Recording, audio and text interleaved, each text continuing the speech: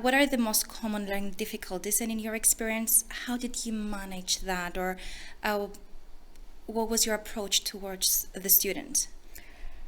Generally speaking, the most common learning difficulty globally is dyslexia. Yeah, true. Yeah. And we also have quite a few students with attention deficit disorder or attention hyperactivity deficit disorder.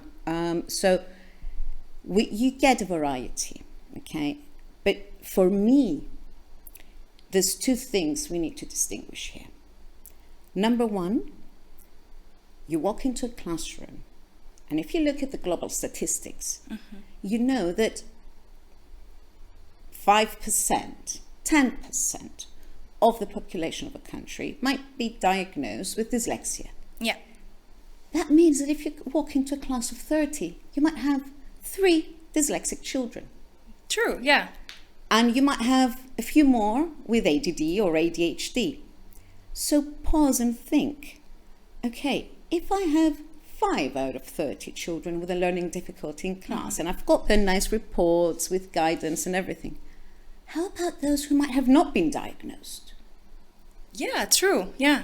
So it's not a matter of numbers or statistics or types of learning difficulties. You take it for granted, walking into a classroom, that everybody has different needs. And that is why a teacher cannot be a lecturer. Yeah. A teacher needs to watch out, to be alert and see how to address individual needs. Sometimes the needs might be emotional needs. So the role of the teacher is, yes, to address individual needs, but not just rely on what the report says. You need to be alert to see whatever the needs are constantly while you're in class with the children.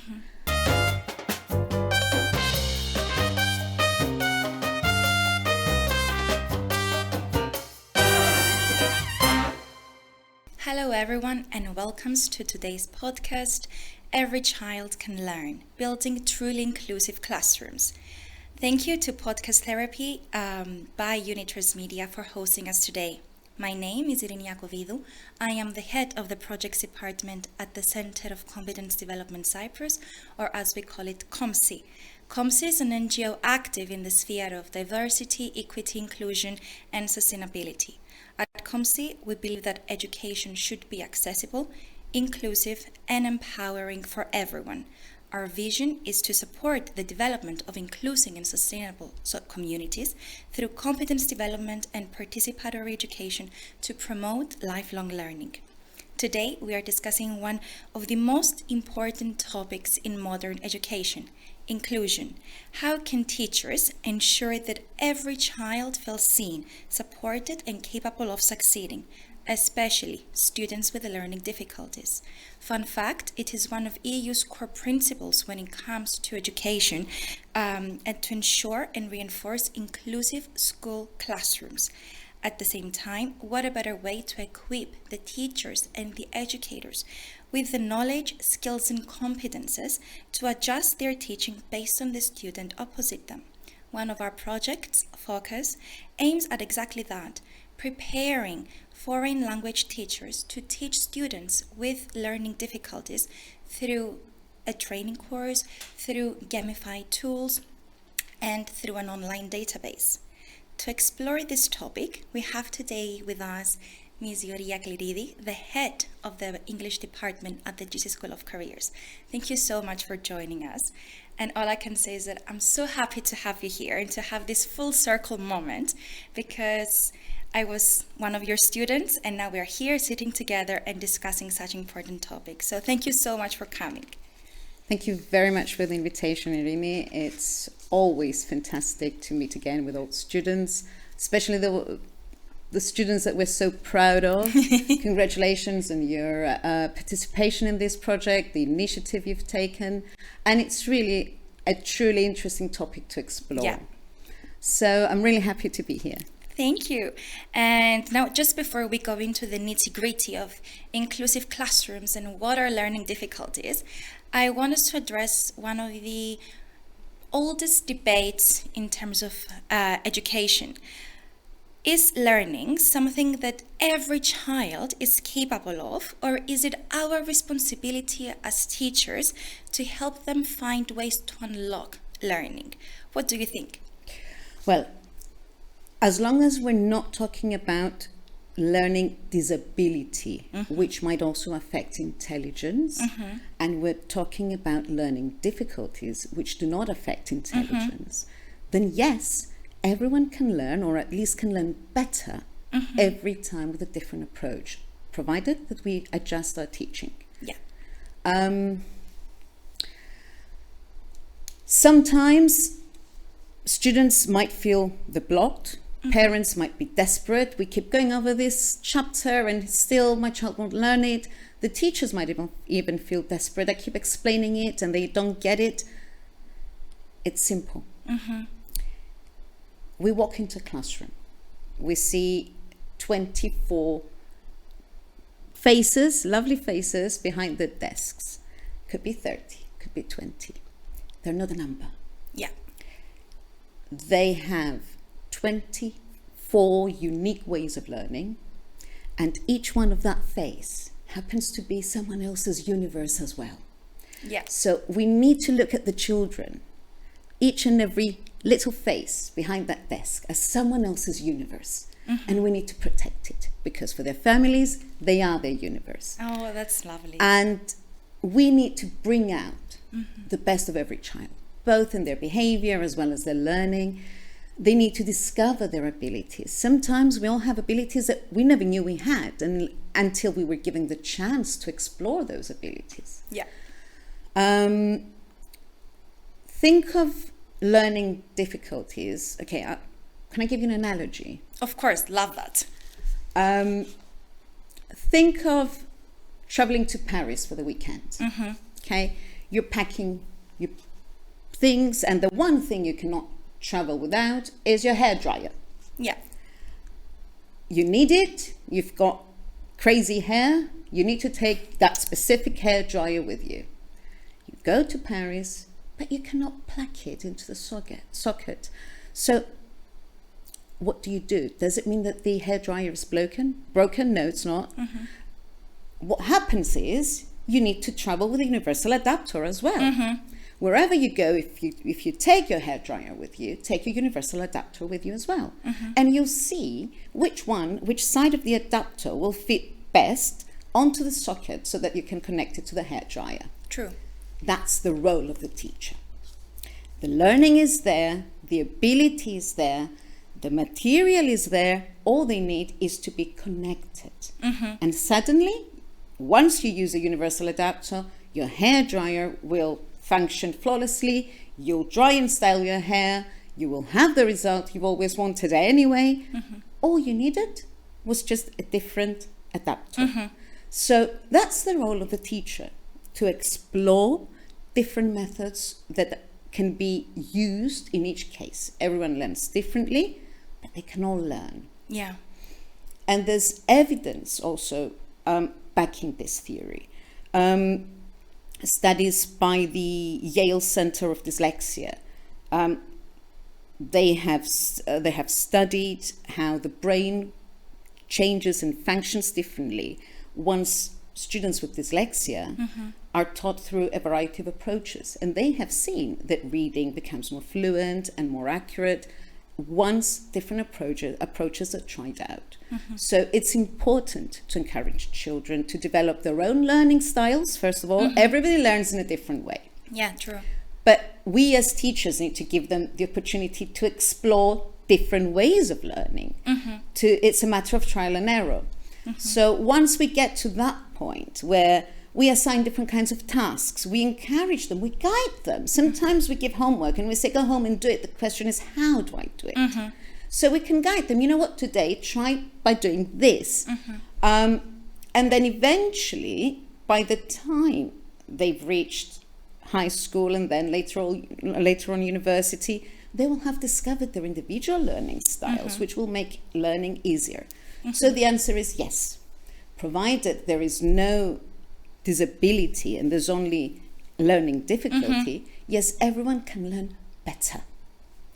I love this idea, and I also think that you've posed different topics and different agents in a child's learning. You have the child itself, you have the teacher as a universal adapter, you have the parents, and in some cases now we see that most schools have specialists, psychologists to support further the learning experience. So if we start now with the child, you have a child with a learning difficulties. So let's unpack a bit what are learning difficulties. In your experience as a teacher, and also through your own university studies, because you did your dissertation on learning difficulties, what is the most common ones that we see today, let's say in Cyprus, in Nicosia, because this is your pool of data, what are the most common learning difficulties, and in your experience, how did you manage that, or what was your approach towards the students? Generally speaking, the most common learning difficulty globally is dyslexia. Yeah, true. Yeah. And we also have quite a few students with attention deficit disorder or attention hyperactivity deficit disorder.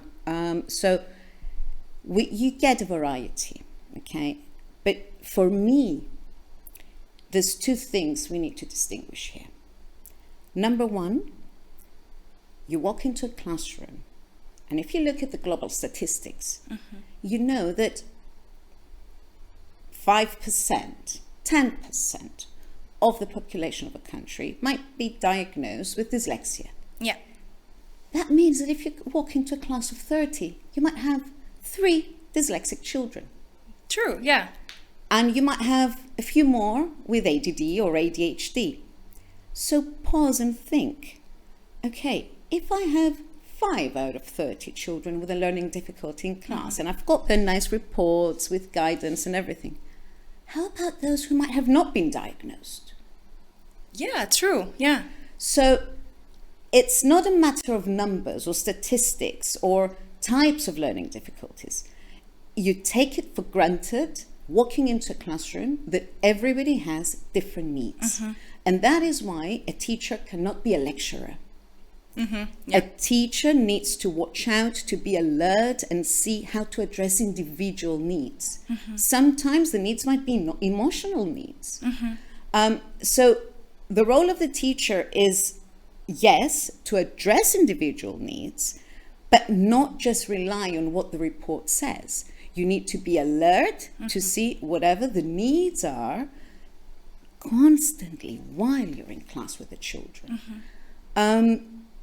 General rule, the way I see it,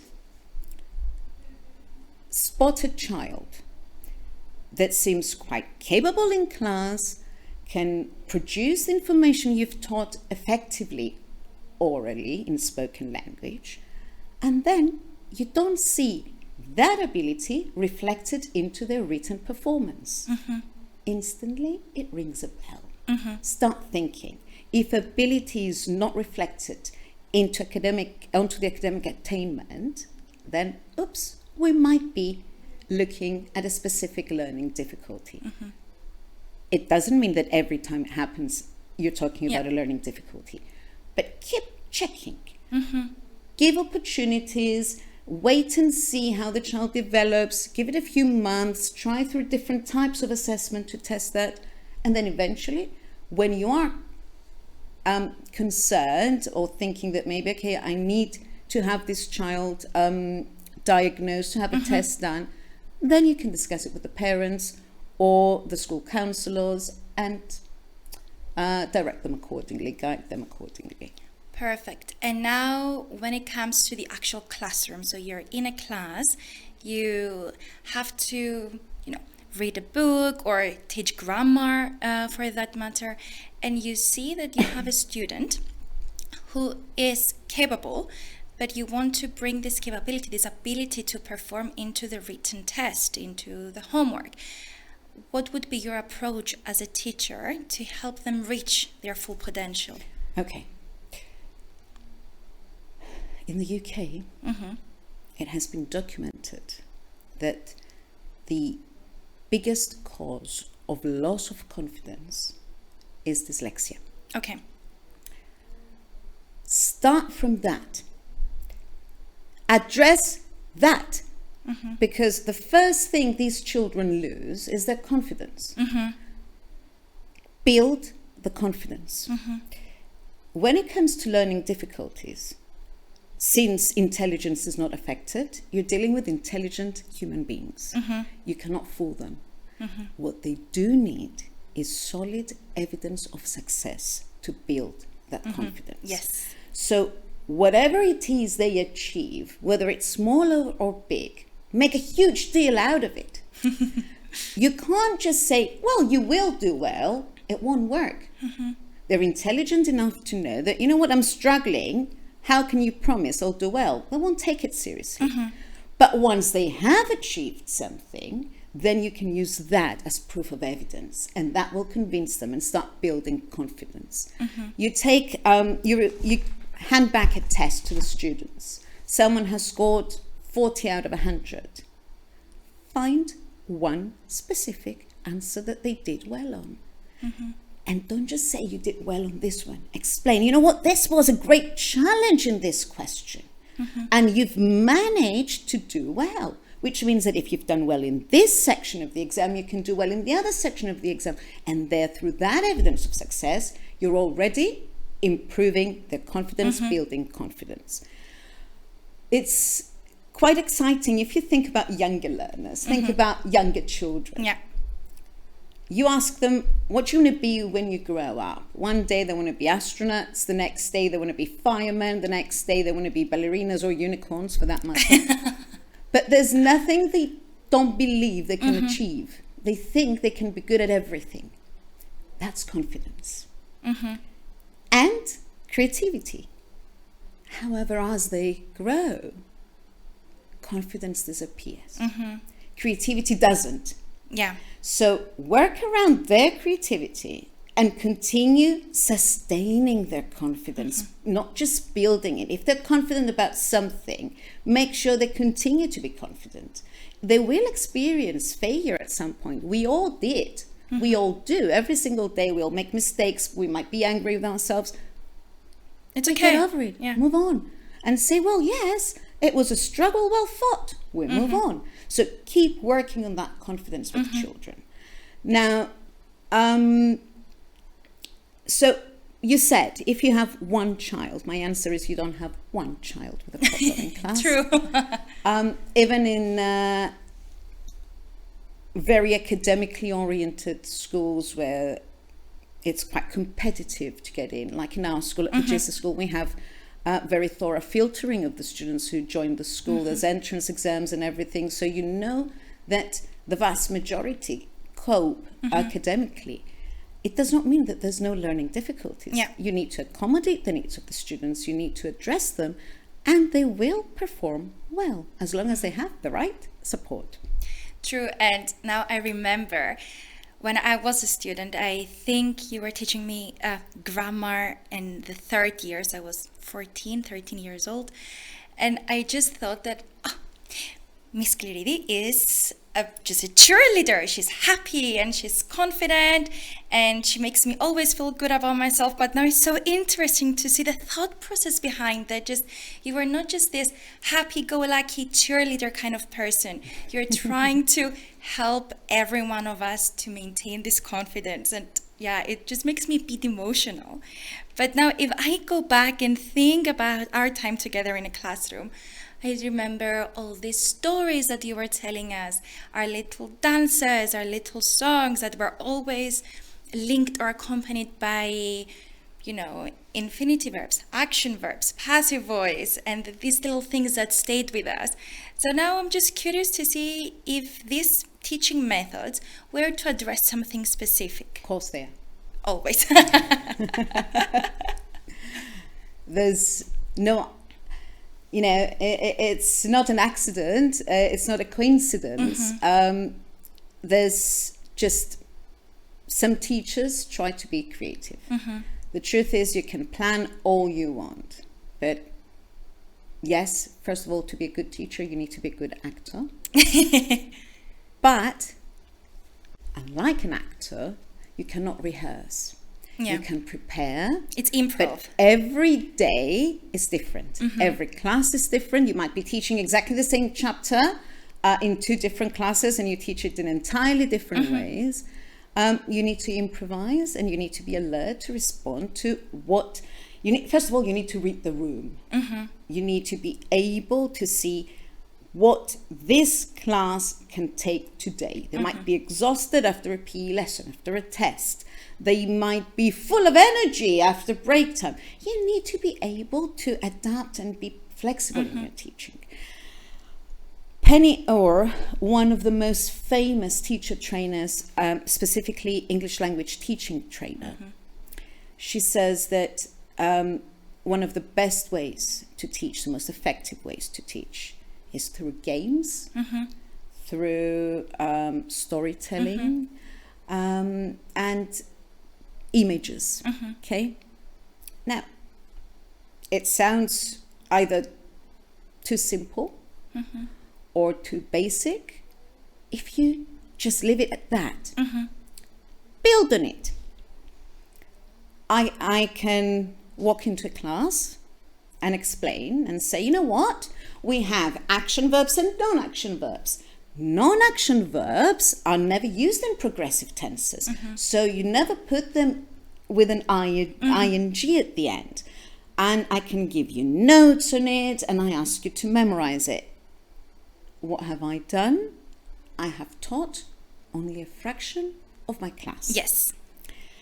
Now, there's a difference between learning and acquisition as well. You might learn it momentarily or, temporarily, but it might not stay with you. Yeah. However, if I walk into the class and I say, you know what, today it's not lesson day, today it's game day. Suddenly I get everyone's attention. Yes, we're going to play a game. And I say, you know what, we're playing pantomime today. I divide my class into 3 groups, A, B, C, and I call students to the front and I give them a word to act out. If their team gets the answer right, they get the point. Okay, everyone is a great mood for a game. It's as if it's break time again. They might think, okay, we're not learning anything. Miss Klerides was not in a mood for a lesson today. And I start by giving action verbs. And I say swim. I put the word on paper. That child will read it. Swim. Okay, he starts pretending to swim. Everybody shouts out, swimming. Yes. And then sing. And he pretends to be singing to microphone. Okay, sing. And then it changes. And I give someone the word want. And they freeze. How can I act out the word want? And they lose the point, and I call someone else from the other team and I give him the same word. And he cannot act it out and he loses the point. I call the third person from the third group. Nobody gets it. And I change my word. And then I can go into a word like believe. Yeah. And still they cannot act it out. And I go back to my action verbs and non-action verbs, and then I write them on the board. And I say, which are the ones we scored points on? These ones. Which are the ones we scored 0 on? These ones. Well, these are your non-action verbs. Why? Because there is no action involved, and therefore these are the verbs that you never use in progressive continuous tenses. Instantly, everybody remembers because they were engaged in it. It doesn't matter if you're a hyperactive student because, oh, hello, it's a game. Yeah. And it needs all that energy to be alert and everything. Yeah. It doesn't matter if you're dyslexic because you don't have to write anything down. All you have to do is play. But one way or another, that information has been stored in your brain. I love that. And I think it's such an interesting, innovative way. And it's quite unorthodox as well. But in terms of traditional classic learning, where I go and I read, I go home, I do my work. The teacher cannot be a lecturer. Yeah, exactly. An effective teacher who truly cares about addressing individual needs cannot be a lecturer. Okay? It has to be student-centered learning, especially when it comes to languages. And you can get the children engaged When it comes to language learning, we usually divide the stages of learning into 3. Presentation of the material, the rules, etc., then practice, then production. Usually, when it comes to presentation in a traditional classroom, you will see the teacher presenting the material on the board through PowerPoint, through their iPads. In our school, we use iPads in the elementary and the lower school of the secondary school. Everyone has their iPads. We have the information on our iBooks and everything, which is interactive again and very, very productive and effective in learning. But how is the student mentally engaged in the presentation stage? They might not be. Yeah. Usually they are semi-engaged when it comes to practice, because practice is a guided activity. But when it comes to producing the language independently, that is when the student is expected to be 100% engaged mentally, and they produce through their own writing, etc. How can we increase the mental engagement of the student in the presentation part or the practice part? We'll take a story, for example. My students, well, the students I've taught who might watch this podcast will remember, we have the story of my dear friend Pavouis. Pavouis is the main character when I teach passive voice. Okay.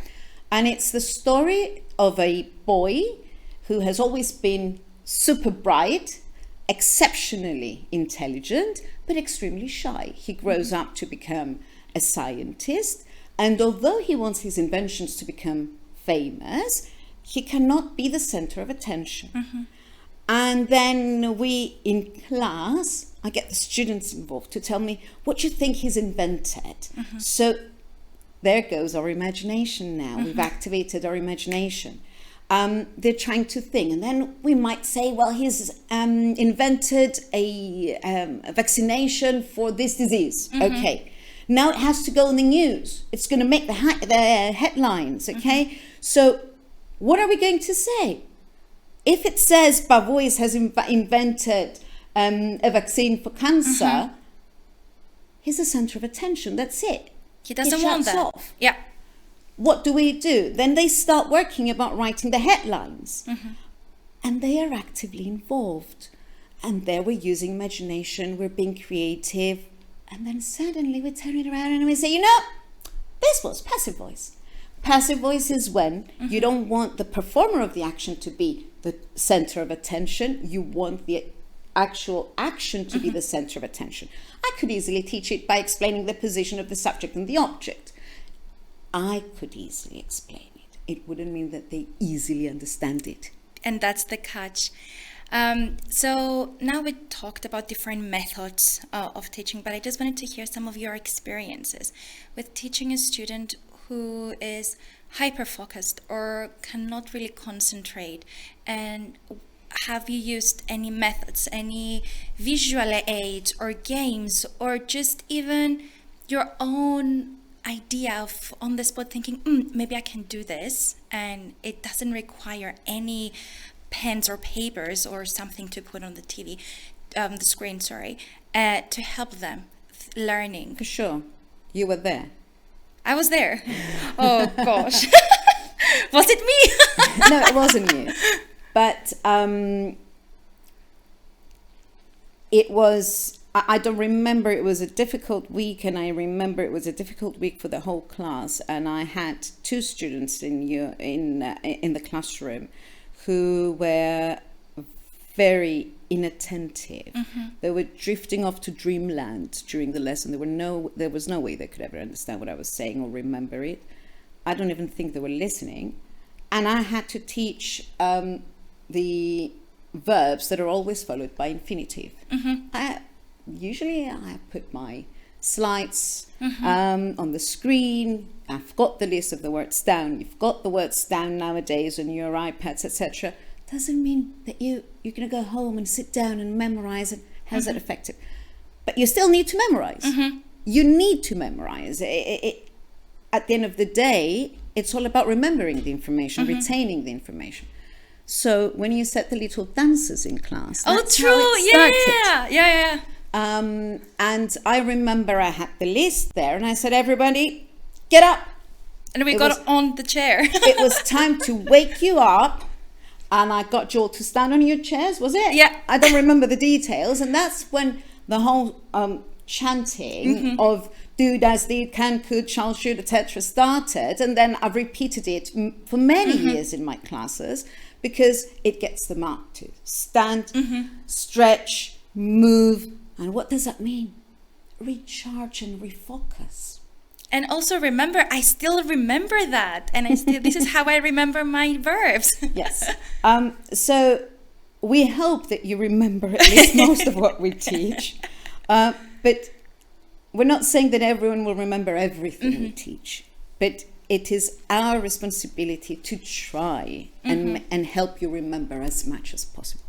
And I think this is one of the key aims of our project Focus, is to able to help teachers, but all teachers who teach foreign languages, but students with learning difficulties, to learn through different means, or instead of reading and writing, which would have the teacher as the lecturer.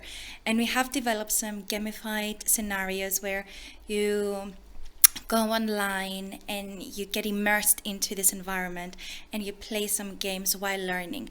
And I think it's beautiful to see learning taking space in ways that I was not familiar with, because the most recent learning I've had was the one from university, which it wasn't that long ago, my dear. It wasn't that long ago, but I do remember I had my lecturer and I was just almost transcribing whatever I was seeing on the slides and hearing him say, and I was transcribing everything.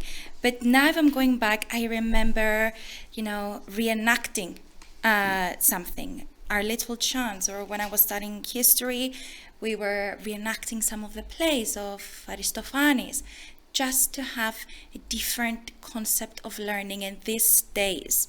If you would have a student who has ADHD, and you are in your doing literature, English Lit, and you have a very important lesson and you want to make sure that the class is super focused, what would you do? Okay. When you teach literature, which is not the same as teaching language, the mood in the room is of immense importance. It's not just the analysis of the text, it's the experience of the reading.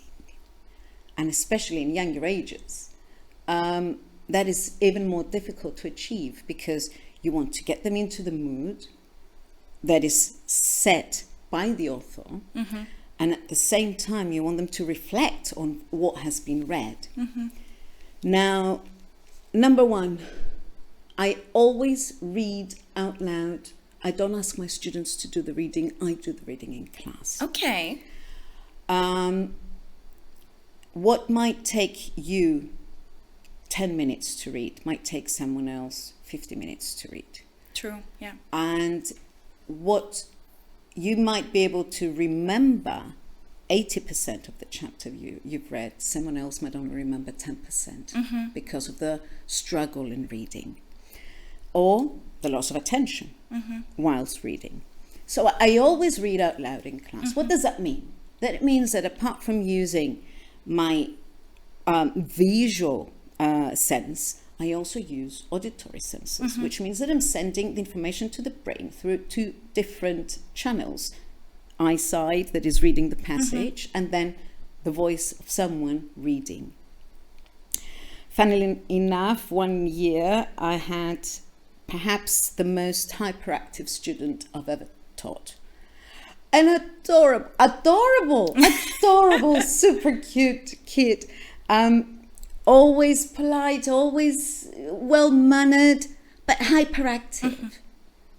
And we were nearing the end of Bridge to Terabithia. Oh, was it the stranded chapter? Was it the I will not say, and we cannot, no spoilers allowed in case any students are watching. And he was in Form 1, all over the place, which I could handle. And I was happy to allow in my class. And I mean, they need to, sometimes fidgeting is a need that they have for comfort, to relax, etc. So I wouldn't block it as long as it doesn't disrupt the class. But during that moment, when you want the class to be silent, and you want the passage to absorb them, and you want them to dive deep into the lines of the book, you can't have someone fidgeting, and you can't have someone making noise. It will spoil the experience for the rest of the class. So that time, I do admit, I got my pencil case out at the very beginning of the lesson, and I told this student, you know what, I really need your help today. Mind you, brackets, always assign responsibilities to the students. They will come handy. One will be responsible for erasing the board. The other one will go fetch copies from the reception or whatever. Not because you cannot do it, but because it helps students to have their rest. It's a short break to recharge and refocus, which is needed by all of us, especially ADD students. Yes.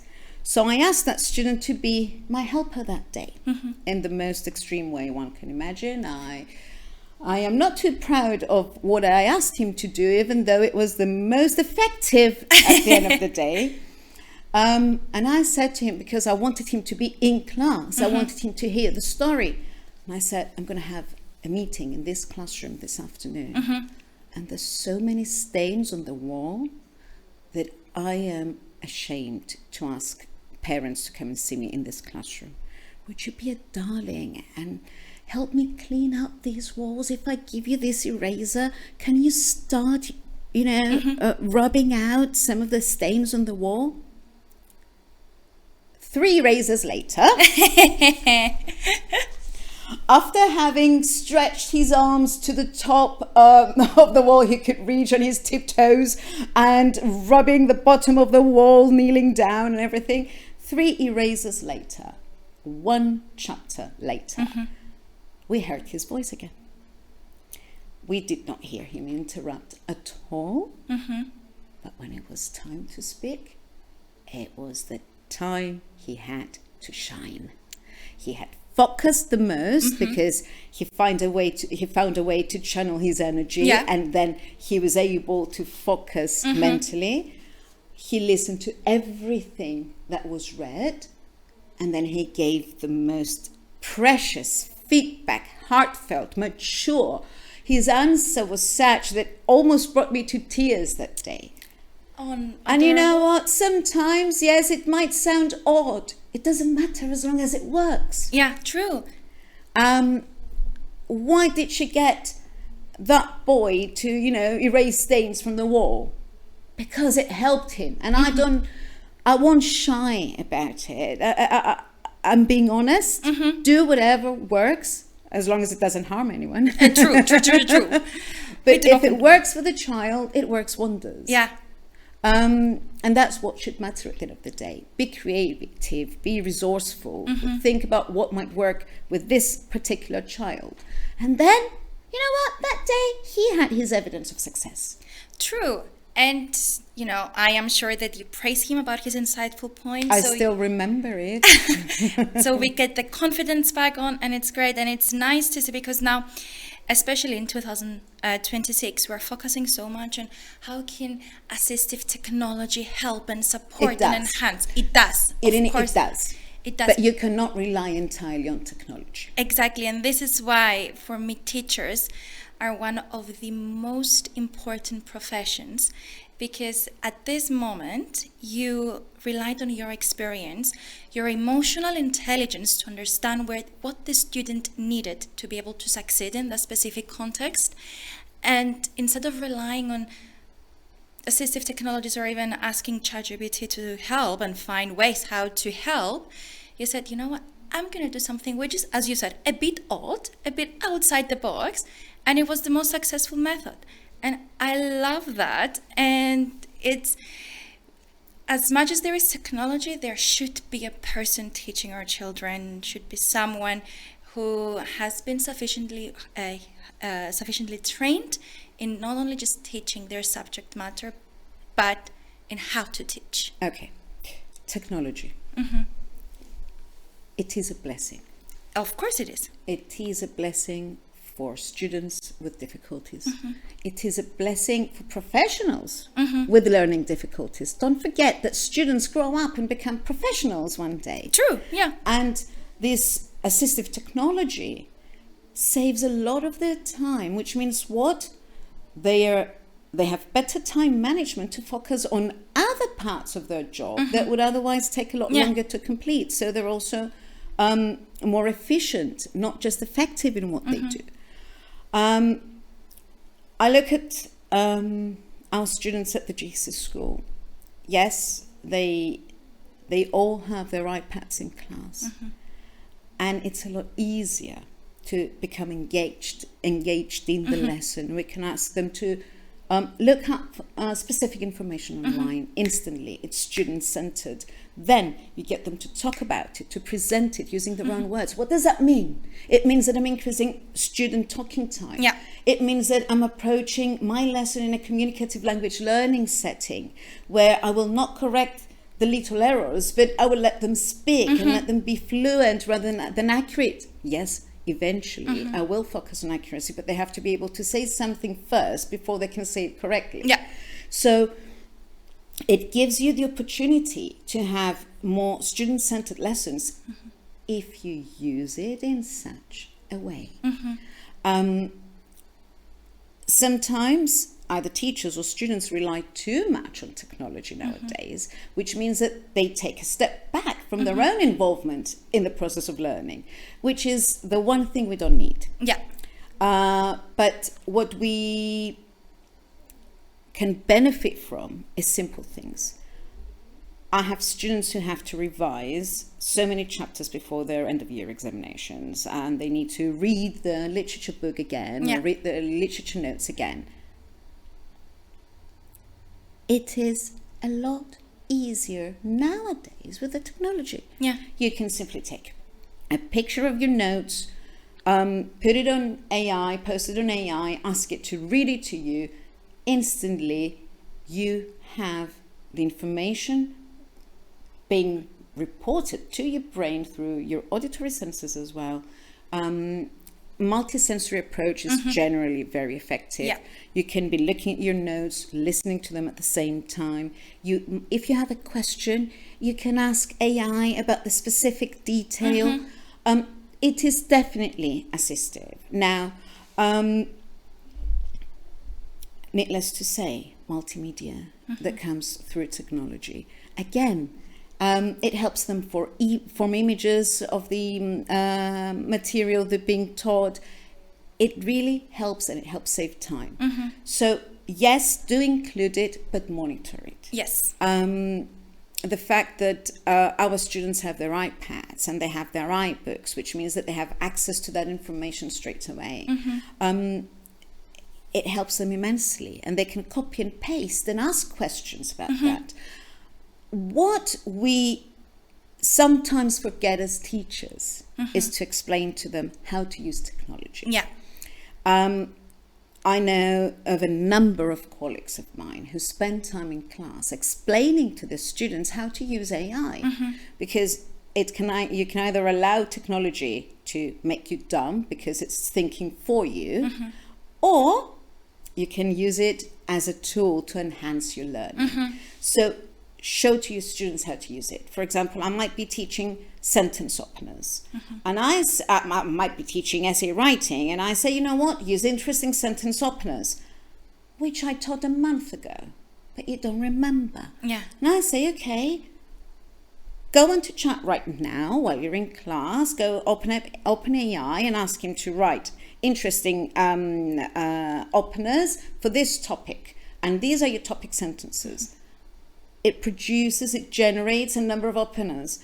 Select two, learn those two, include those two in your writing. Now it's time to close the application. So guide them through it.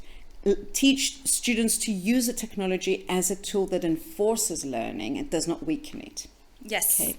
So assistive technology is definitely a part of an inclusive classroom, but of course you need to have the teacher who knows how to manage students with diverse needs, keep the lesson focused on the students, on the individual student, but also in the classroom. And I imagine having a good collaboration with the parents, the school counselors. So it's just a lot of pieces together to create an inclusive classroom. Yes, but like you said, involve the parents, involve the teachers, get the child to understand what their strengths are. Sometimes both the child, the parents, and the teacher, we are absorbed in the struggle to fix the weakness. Why not try by nurturing the strength? See what they're good at. Teach the child, show the child what their strengths are. Teach them to work around those, enforce those. It means that they will be good at least one thing and then work around that to develop, to spread the confidence into other skills as well.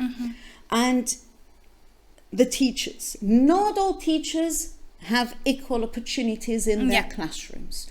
Not all teachers have the same access to technology. Not all teachers have the benefit of proper training. Not all teachers have support by their management or the parents. We're all in different teaching environments.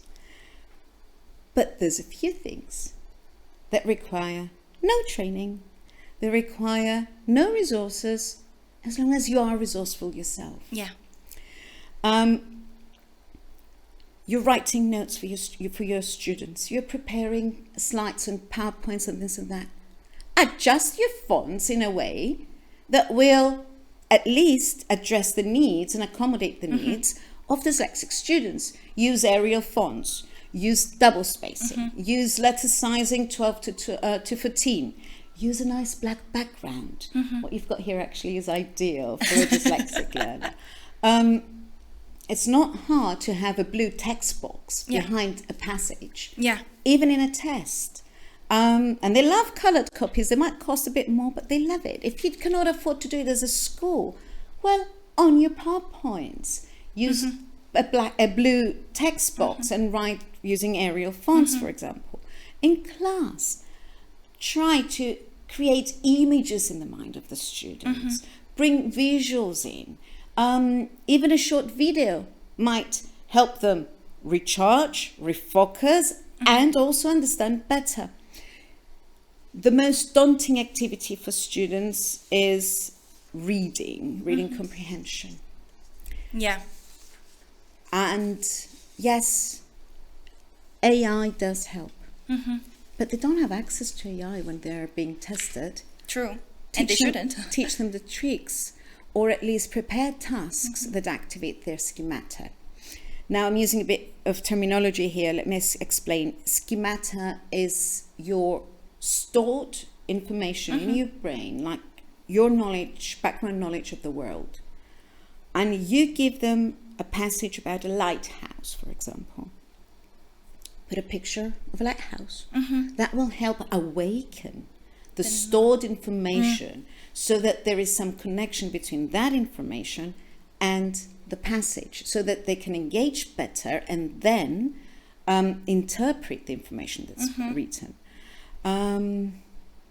Shall I give you an example? Yeah, just make it a quick one. A quick one. You're at the airport. You know that you're flying on BA 444 to London. There's announcements being made. You know that they've made an announcement that BA 444 leaves from Terminal 23. And then an old lady walks up to you and says, "Hi, I'm flying to Frankfurt. Did you hear what they said?" And the answer is, yes, I heard it, but I don't remember which terminal you're living from. Why? Because your brain was prepared to process only the information that relates to the specific flight, not all the other flights. You could hear them, but you were not listening to them. So in the same sense, when you activate schemata, when you bring in personal experiences, personal knowledge in class, ask your students, elicit answer from the students, ask for their experiences. Have you ever been forgotten anywhere by your parents? And they start saying, yes, one time they forgot me at the beach. I was 4 years old. And then that activates the schemata. It awakens that background information. And then you come and say, okay, now we're going to write a descriptive essay about being lost in a foreign city. They have already engaged both mentally and emotionally. They can better produce a result. I love that. And I mean, the whole experience that you are creating as a student, and I'm talking from my own experience as well, is so immersive that sometimes you forget that learning was taking space, was happening in the most ridiculous stories, in the most fun activities. And what my key takeaway out of this conversation is that focus on what a student is good at and then start building on that. And I think this is a great way to end this conversation, such a hopeful way, and a great tip for teachers who are listening to us right now. And at the end of the day, this is what we're trying to achieve with our project Focus. And for anyone, for all the teachers, foreign language teachers who are interested in creative, inclusive classrooms, but for anyone who would be interested in hearing how they can support their child or a child they know that is going through learning difficulties, I think Focus is such a great project for you to review, to check. So we will be putting the website on the description box below, and through that, if you browse it, you will see our online training course. You will see a digital database of training resources, good practices, case studies, different ways of learning, such as social emotional learning, which I think is a huge thing currently. And if you are a teacher and you would like to be part of the pilot testing of this training program in supporting both yourself but your students, particularly students with learning difficulties in learning English, please do get in touch and we can sort out a meeting, guide you through the project, and then see how we can pilot our training. Ms. Yuria, thank you so much. It was always a pleasure to have you here. Made me a bit emotional because I was just so happy for this full circle moment. And by listening to your stories and your approaches, I remembered so many things.